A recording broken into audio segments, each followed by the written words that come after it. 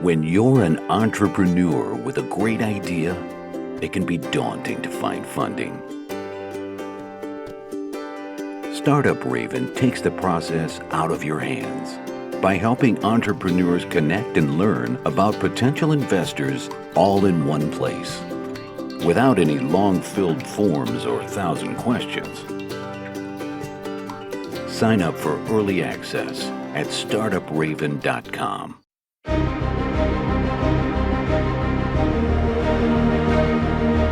Welcome to Startuprad.io, your podcast and YouTube blog covering the German startup scene with news, interviews, and live events.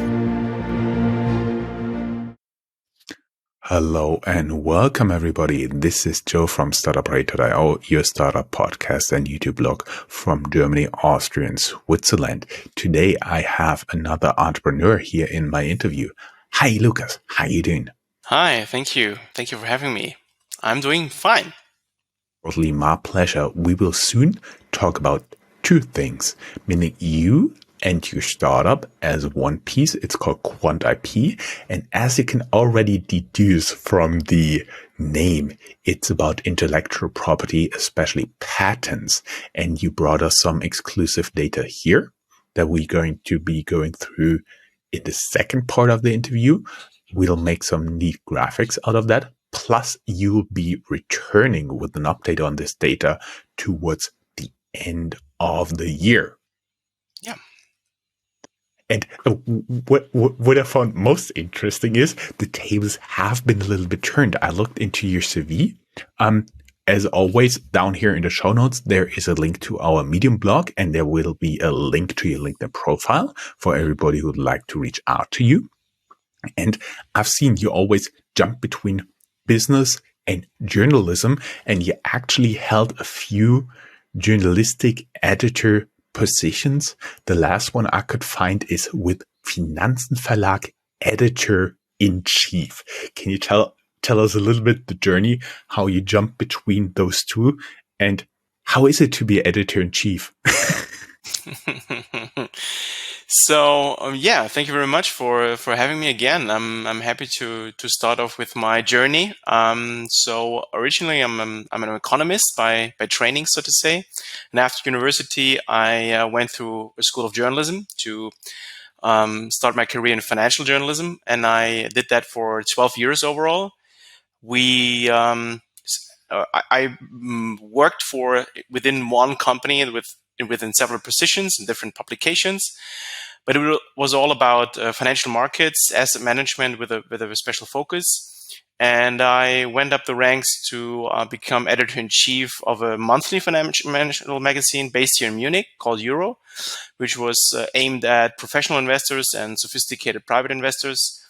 And I got the position at the age of 34, so pretty young. And I think that the journey might be explained by why I took the interest in journalism in the first place. For me, it was very much about getting to do something new in a very high frequency, and that journalism is just a fantastic field to do that. You jump into a new topic, you don't know next to nothing about it, and then you have to dig yourself into that and get a grasp of it. You hopefully meet interesting people. You learn how to distinguish people that tell you the truth and not the truth, and partly the truth. I think you learn a lot of politics in big organizations, and you learn about dynamics in markets, and you're very close to what's happening. And I think that's a very fascinating place to be in still, although journalism is a hard area to start off as a young person. But at least back then, it was a perfect environment to learn a lot at a very fast pace.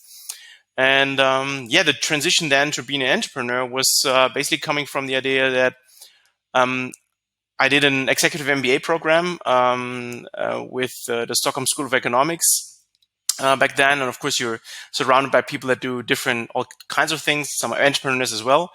And I thought to myself, okay, most likely I will not end up in the realm of journalism in 25 or 30 years down the road. So I want to do something new. And the next thing in terms of learning, in terms of meeting new interesting people, is probably being an entrepreneur. And I just had to wait to find the opportunity to across this like a topic that has enough, that creates enough energy for me to make the jump. And I found that topic with patent information. Mhm. I would be a little bit curious how you get into patents, but first, the newspaper you talked about, Euro, I would say it's something similar to maybe Barron's in the US. Yeah, probably yes. Okay. And okay, you've been reporting on financial markets, asset management related topic, meaning I would say usually mutual funds, institutional funds, stuff like this here in Germany. Insurance asset management. We're not going to go into that. I worked there for years and we could talk about for hours, but that's not our main focus of interest here. I would be interested how you got from this into patents. Yeah. That's like probably one of the many stories you hear about entrepreneurs. It's about meeting the right kind of person in the right kind of moment. So I went to, I think it was the Hong Kong Chamber of Commerce event. That was like remotely interesting for me. I just want to go for the food, basically. And I happened to sit at a table with an IP lawyer who just went out from a seat at the partnership of a big firm to start his own IP analytics firm. And that lawyer basically introduced me into the opportunities that the patent databases hold. And we immediately clicked. And from then on, we just worked on weekends on the idea of QuantIP till we are ready to launch the thing. So that could also be an interesting joke. A journalist and a lawyer get into a bar. Exactly. Yeah. I'm interested here. What did spark your interest in those patterns? What was the most fascinating information you've gotten from there that sparked your interest? Yeah.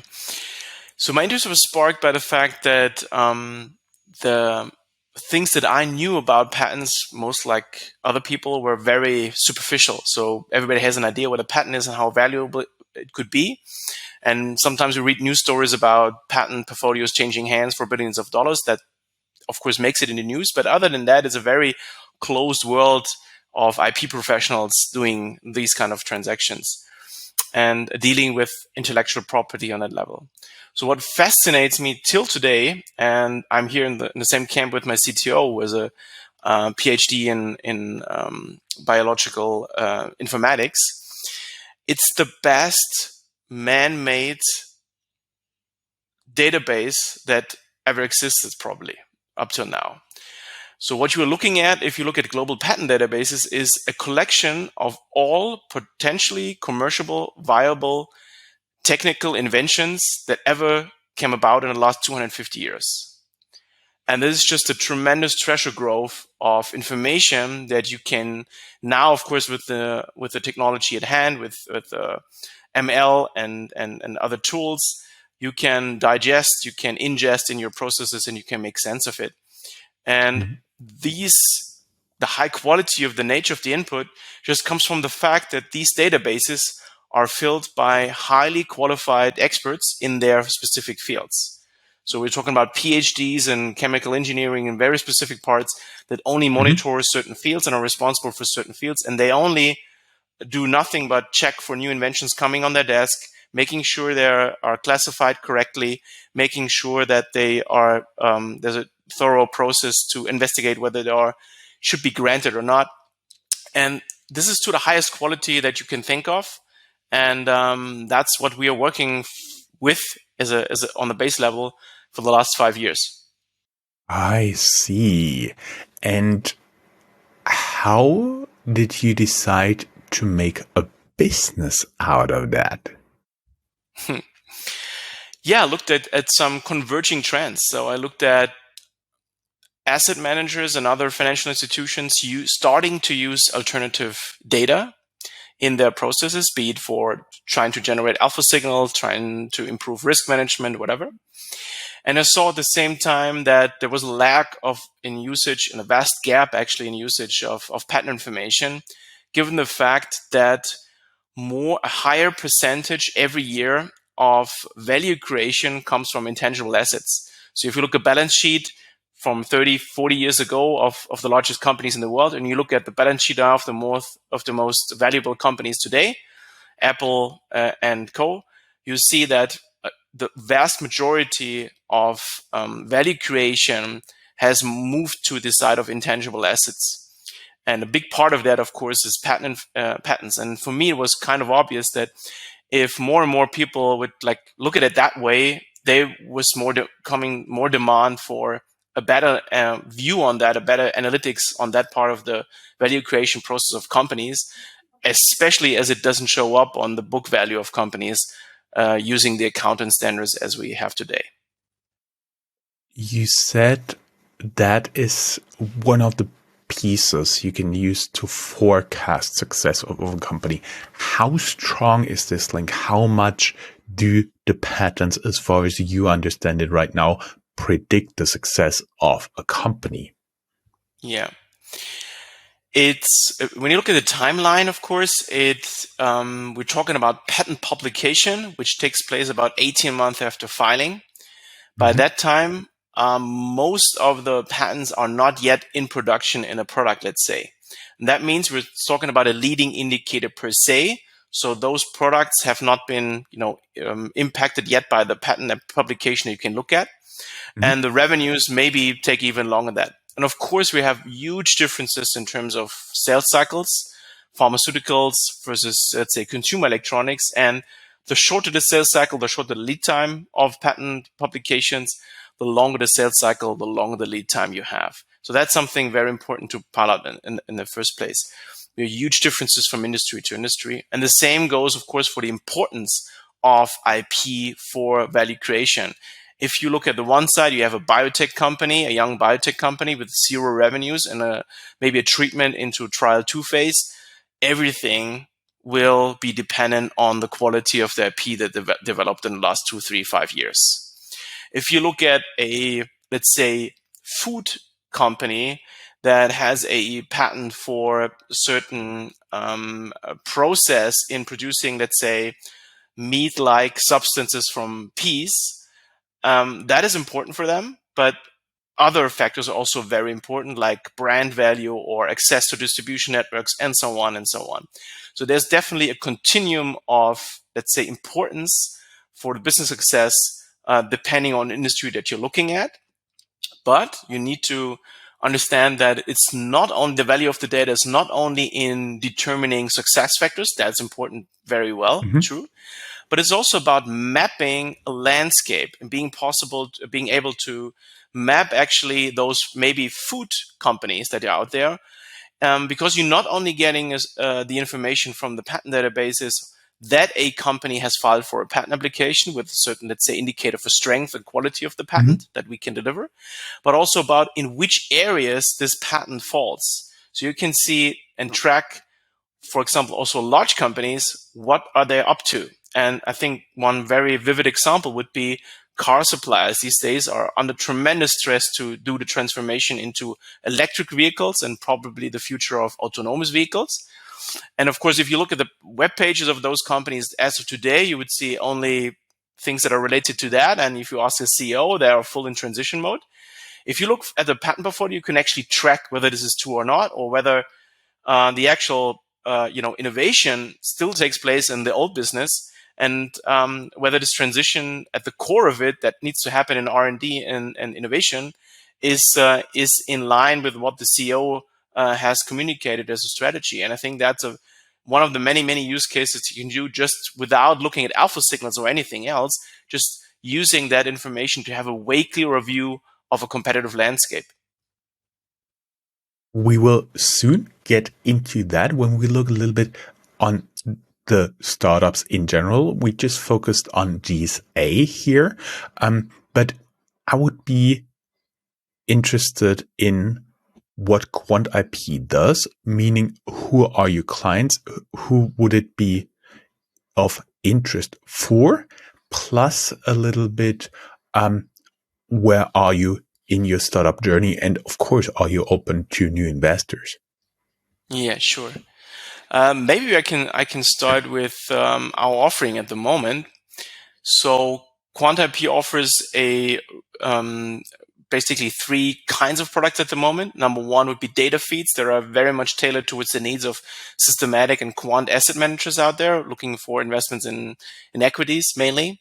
We do have a API solution for thematic search, which we probably look at the results of those in a couple of minutes, which is tailored to the needs of asset managers as well. So we have asset managers that go for themes, and as well as deal sourcing capabilities for either PE VCs or banks.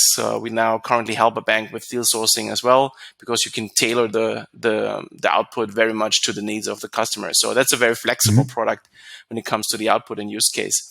And number three, we are currently selling pre-produced, I would say, or automatically produced company research reports that are putting together everything in terms of proprietary analytics that we come up with in the last 4 years on a company level. And we are currently selling and distributing that through a couple of established platform channels and third-party research providers like Capital IQ from S&P, Refinitiv, AlphaSense.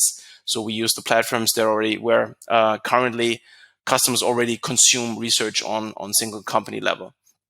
That's what we're doing right now. We came to that point to that kind of offering about 18 months ago. So the first couple of years, we were very much about building the software stack around that. And we took also 1 to 2 pivots, as many startups do. But I think from what we saw in the last 18 months, with the current offering, that's where we want to go. We saw an increase from 0 customers in that to 24 customers. We are moving from 0 revenue to most likely closing in on break even with a subscription model and very favorable MRR and retention rates within the next 6 to 12 months. So we really think it clicked now, and it also might be interesting for other listeners here that this is a market who seems to be, it's not only us being successful here. We see a lot of interest in the market from existing IP software and data analytics providers. There's basically an oligopoly of 3 major providers globally. And one of them is very active, buying basically up IP analytics companies on a you would say monthly basis almost these days. So there's definitely something going on here. Did they already reach out to you guys? I don't know if I want to speak, but we speak to a lot of people. That's true, yeah. Meaning, yes, they did. I see. Going a little bit into what you guys are actually doing. So we'll shift here a little bit between me and graphics. And for that, let me quickly activate the screen share here. Here we go. You brought us some data on patent filings, meaning this is a leading indicator because, as you said, depending on the patent, it can take a year and a half until you get it, but the filing is already official and in the databases, and that's what you're grabbing here. I've did some digging and I found a little bit over 460 different categories and more than 16,000 patents we have here in just this small sample you shared with us. What I found interesting is that there is not a big difference between Germany, Austria, and Switzerland here from the data we can see right now. I'm sure you can elaborate a little bit on what this data actually is, how far it goes back, and so on, and where it is sourced from. I found less than 100 Austrian startups, more than 220 Swiss startups, and almost 1,200 German startups. But on average, they have somewhere between 5 and 5.3 patents per company. Is that a good sign? I mean, first of all, it's very much about how we tailor the sample that we're looking here at. So overall, we're talking about 3 to 4 million new patent applications per year globally. And of course, the vast majority of that in terms of absolute numbers is coming from large organizations with large R&D budgets, because filing for a patent just means that you have a manifestation or a data point that is pointing you towards an R&D spending that already has happened in the past. So it's already a business decision that you're looking at as well, because you went through with the money that you spend and also took the money out to file actually for a patent application for your invention. So what we put together here for this podcast is a look at the DACH region in terms of startup activity. And of course, we need to close down the universe on startups. And we did that by looking at companies that filed their first patent application in 2018 or later. Mm-hmm. So they're young companies. And we looked at companies with a invention portfolio. So patent and invention is slightly different. Invention is the new thing. And the patent is the protection for that. You can have more patents based on one invention than one. One would be you're securing your patent in one jurisdiction. If you then go to, let's say, from Germany to the US, you need another one. Then you have two patents, but you have one invention. But the invention is actually the innovative step, and that's what we want to measure, and what of our most of our customers actually want to measure. So we took a sample from 3 to 9 inventions. That would be young companies with 3 to 9 inventions in the portfolio currently. That's our startup definition for this purpose here. We can argue about back and forth about this, but I think it gives you already a pretty accurate picture of what's going on. Mm-hmm. And looking at your result, the average is 5. So I think for a 5-year-old company, on average, or 4-year-old company, managing to file for invention every 10 to 12 months, it's actually pretty good. For, let's say, some areas, it's even tremendously good. We can talk about that later. But the average here, you cannot do magic numbers here. It's not like you have a variance of a factor of 5 or so, that there are some companies who are like filing 20 inventions per year. That's simply just not possible with a small team. It just takes money and time to produce inventions that actually go through as a patent and hopefully a patent grant as well. And in terms of difference here, if you look at Switzerland and Austria and Germany, you see if you look at the numbers in terms of this market size or population size of the countries, you see that Switzerland on a relative basis is a little bit stronger than Germany, and Austria a little bit falls behind that, but it's all very much in line. And this is no big surprise, as I would say, startup and I would say business structure of those countries is pretty similar. You would definitely see bigger variations if you go to, let's say, Greece or other European countries that are more different in terms of the structure of the economy. Mm-hmm. What I found interesting, we'll soon go through like the top filings in our sample we had per country. But what has been leading the charge, Switzerland, everybody has on top of their mind the banks, the chocolate, the watches and all of that. But it was actually biotech patents that is reigning supreme there. Yeah. I mean, especially in Switzerland. And of course, you have large pharmaceutical companies in Switzerland. And the innovation, as in many industries, really is hard to keep up in large organizations. So it's no surprise that you see a lot of people maybe moving out of, let's say, Novartis and starting their own company with a little bit of experience and money, or you have people right from university going there and later sell this idea to one of the big ones. So outsourcing innovation has been taking place in the pharmaceutical, obviously, for quite some time. And it's no wonder they have some sort of ecosystem with a lot of funding, a lot of exit opportunities for founders and entrepreneurs in Switzerland, especially. But also, of course, in Germany, with a couple of bright spots, I would say, that in biotechnology that make up for some big innovation gaps that Germany might have in other areas. So, what comes to mind is, of course, BioNTech here close to me in Mainz.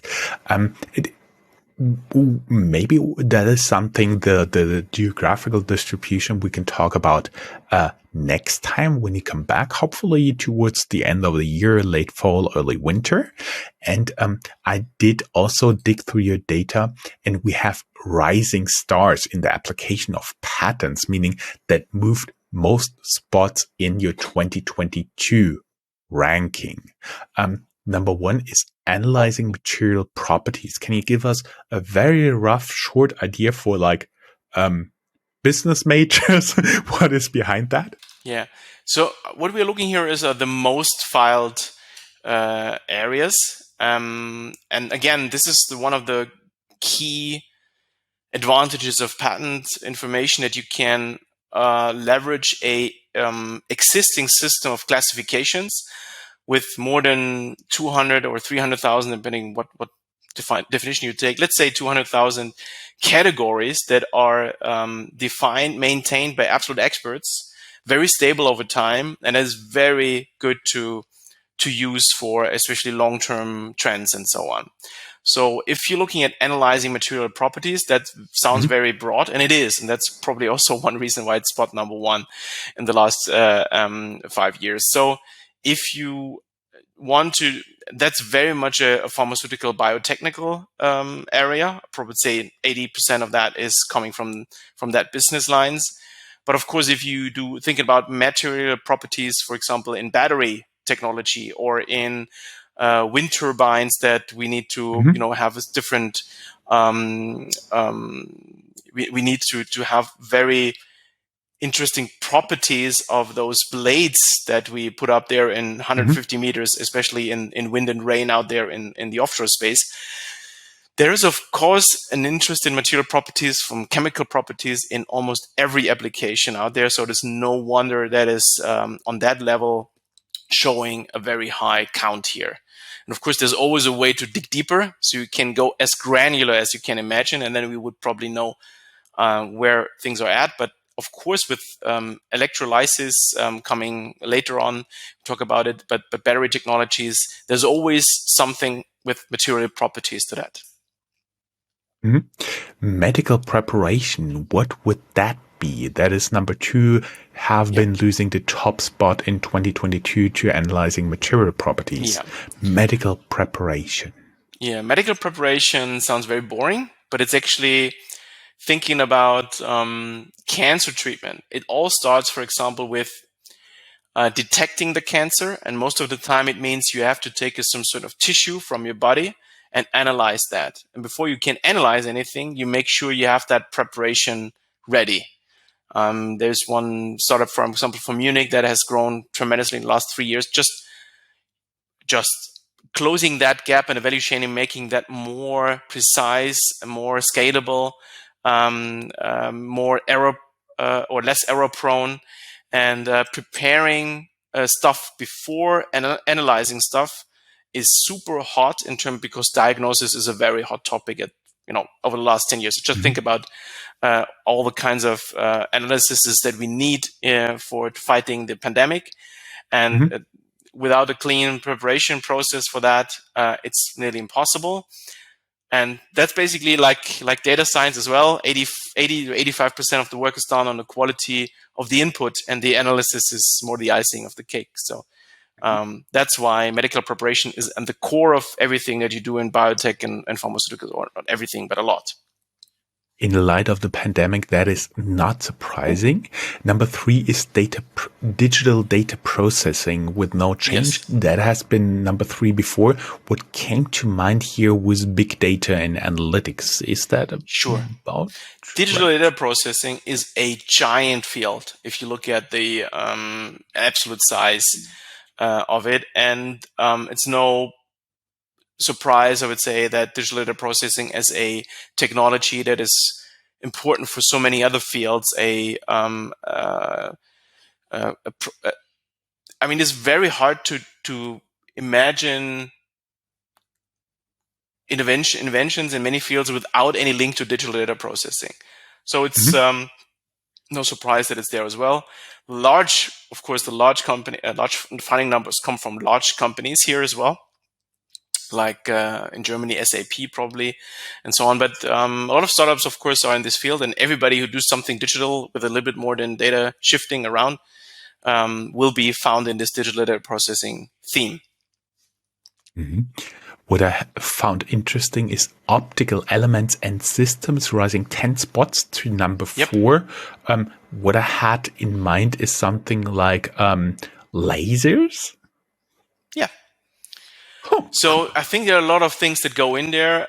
It is probably optical elements sounds more like something like in the laboratory. There are still some advancements there. That's true, but I think the vast growth in applying optical sensors into everyday items, from cars to, I don't know, mainly cars probably, of course, in terms of growth rates, but there are more cameras out there than ever, and there are more autonomous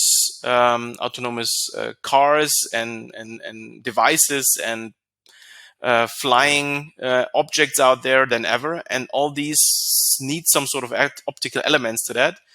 And of course, a lot of this probably is linked to, or you would probably see if you do some interconnection with that, a lot of that is more software heavy than you might think, because a lot of advancements in, let's say, the quality of your phone equipment in terms of the camera comes from advanced software rather than advancement at the physical level of the lens or so. The lens, of course, is something that is very rarely improved these days. But what you do with a digital picture of that you take from this lens, and what software can do with it, that's something which saw tremendous growth in the last couple of years. And number 5 is the shaping techniques, rising 2 spots to number 5. What I had here in mind, because we had an interview guest, is, for example, nanostructures. Would that be something going in there? Could be. It also leads to additive manufacturing, because you need to do shaping a little bit at printing. the end. That might be true. But I mean, we have a strong manufacturing bone in Austria, Switzerland, and a backbone of the company, and in Germany as well. And so shaping is still important. So if you look at the precision tools that Germany and Switzerland and Austria is famous for, this has a lot to do with shaping stuff to a level that is higher, and then increasing efficiency for a drilling system by 10-15% or so by doing that. So this could be also some, I would say, old tech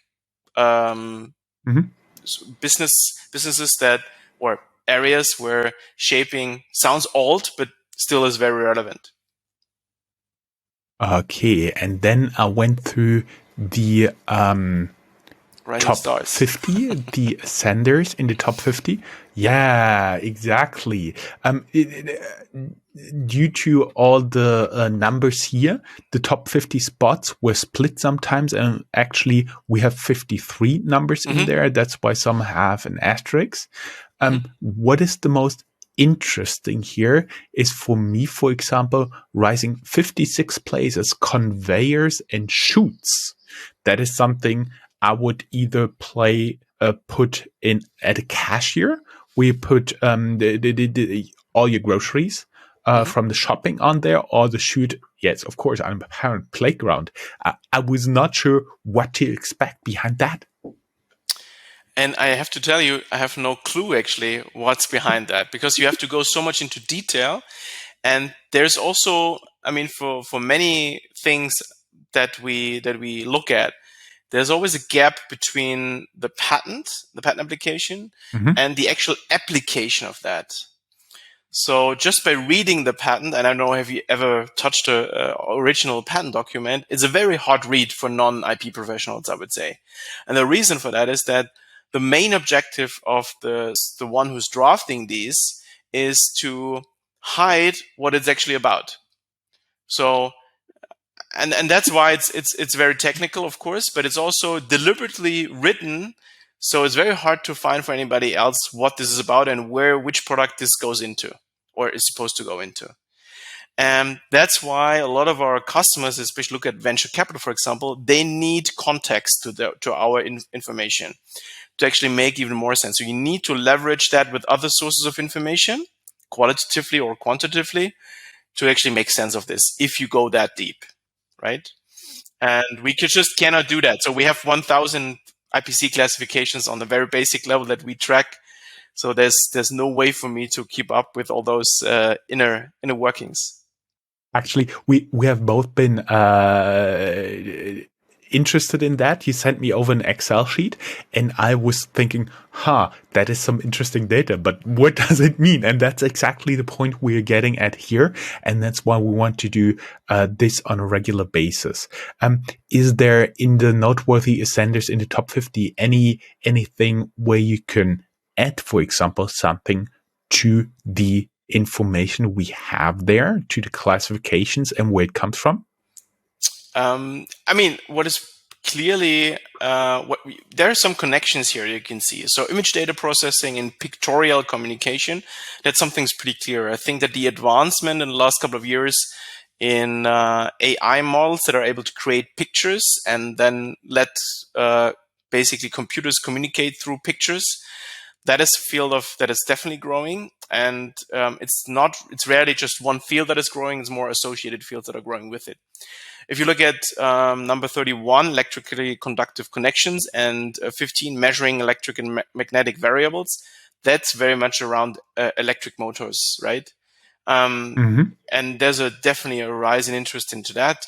It's not so much the motor itself, where we all know from school that they're already very, very efficient, and it's very easy to put something very efficient. Even I think when I was young, put together in class. But of course, there was always new materials, new conductive connections, and measuring here electric variables is important for example, thinking about load times for batteries, when to load, how to load, efficiently load batteries. That's stuff that is, of course, a lot happening, especially in the startup phase, where, before things go into the mega factories of Tesla and so on, they are developed in small labs and smaller companies. And getting the batteries charged of an electric vehicle in the same time it takes to fill up a tank of gas is something that is a major piece of being a completely electrical, no more combustion engine mobility out there. And that's why I do believe there will be some additional research here. We are running, unfortunately, out of time for our recording. Sure. I have 3 more graphics that I want to go through. One of them is the patent ranking for Germany. Of course, you can all see down here in the show notes on our blog post. The emission reduction in energy is the number 1 in Germany. And of course, the digital data processing, the materials we talked about, packages and containers is something I would put into logistics. Yes, that's true. Then we have Switzerland. Totally no surprise. As I said, biotech and related areas rule the field. Medical preparations, number 1. Therapeutical chemicals, number 2, and diagnosis and identification, number 3, and analyzing material properties, if it's related or not, is the next one. And digital data processing, of course, also used in the medical field. I found this very, very interesting because if we put it together, it makes up almost 50% of the patent filing there. That's definitely, and so you see in Switzerland the most of the focus in terms of theme, definitely. Yep. And Austria would completely and utterly surprise me here is the top classification: windows, doors, and wings. And I have totally no idea what that means. Yeah. The thing is that it's a good example of that you can find innovation everywhere. That's everybody's talking about the 2-3 things that come into mind when about what is really innovative. But windows, doors, and you see already, I think there's finishing works on buildings, number 6 or 7. So that comes in line with a good history in Austria of very successful real estate and building companies, basically. And if you think about it, it's not as easy just putting a heat pump, for example, into your home and make it more green to heat that with a renewable energy and renewable electricity. But you need windows that shut out the cold from outside, but still are making sure that you're not, eating up by a fungus. So it's not that simple, and we see very hands-on innovation going on in many areas where people wouldn't expect it. And sometimes, if you have a country like Austria, which is small but has a part of some 2-3 really big players in building, you can see a sound startup theme around that, and you see the results here with some interesting fields that you would not connect with innovation and patents right away. Unfortunately, we have to say goodbye here. I'll add some of the data and additional graphics to our blog post. Everybody who would like to learn more, go on our Medium blog, link here down in the show notes. And of course, Lucas, we will have you back towards the end of the year. Thank you very much. It was a pleasure having you, and thank you for the exclusive analysis here. Thank you very much. Bye.